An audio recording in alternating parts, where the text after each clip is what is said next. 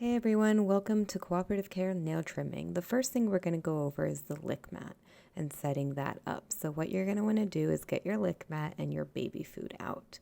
We're going to start by spooning out a little bit of the baby food and setting it in the center and around the edges of the lick mat. You're going to want to have enough on there so that they stay for a while because this can take a bit of time. Now, as you watch, I'm going to set it down, spread it out using the spoon, going in between all of the little nooks and crannies of the spikes. And if you don't have a lick mat, that's perfectly okay. You can use any sort of sheet of paper or surface. I've even had people smear it on a fridge and then wipe it down after, or on the tiles of the bathroom.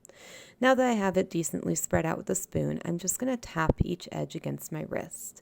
And tapping it gently against the wrist is what's going to allow that baby food to spread out into a nice thin layer that covers all of the lick mat. The more surface area we cover and the thinner it is, the more time we're going to get out of using this enticement.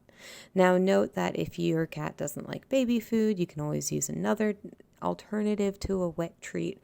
And like I said, you can also do this without a lick mat by just putting it on a surface that you either tape to a wall or wipe it on a surface that can be cleaned afterwards. So it's going to take some time to get it nice and spread out. And as you can see all the little spikes now, and it's nice and evenly spread out. Now here I'm using a mirror to stick this to. You just need any hard surface. You can use a fridge, a stove, tile. You can even use a wipe-off board and to put it on there. You also see that I've set the nail trimmers down on the floor. This is really important. Anytime we're doing any work, whether we're actually trimming nails or just preparing to trim nails, we want the nail trimmers to be on the floor underneath the lick mat. That's going to be our cue that we're working on nail trimming, and they know they have a choice to consent to it or not. So I've got it all set up, and now I'm ready to go and start with the nail trimming prep.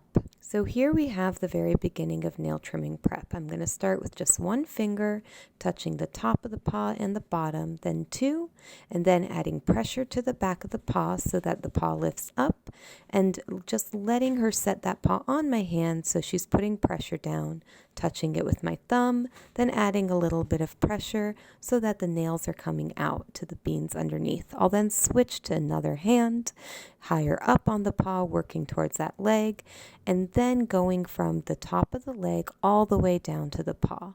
I can incorporate some body pets here as well to make her feel more comfortable, working again from that top of the leg, front of the chest, all the way down to the paw, lifting it up and being able to fully handle. I'm also incorporating some touching onto the chest and under the belly. And again, as a reminder, you want to make sure that the nail trimmer is always on the ground in front. It was out frame, so I moved it in. And we're just going to repeat this process for every single leg, starting with the front two and then working towards the back ones. The back legs are often more sensitive. So we're going to start again with just one finger. She can always remove it away. If she stays on the mat, we always continue to progress. But if she pulls her paw away, we let her pull it away, then start again. Just one finger initially, and then touching the back, working to get her used to it. This one often involves the most balance, so it can take some time. You might feel like they put a lot of weight onto your hand, and that's perfectly okay. Once she's used to stepping on the hand, I'm applying a little bit of pressure from the top and bottom for the nails to come out. She did a great job, and now she's choosing to be done. I gave her some pets. When they walk away, that's it. All done. Now I'm demonstrating the same thing on my cat Ubi, and you can see his nails a little bit more clearly because he has black paws.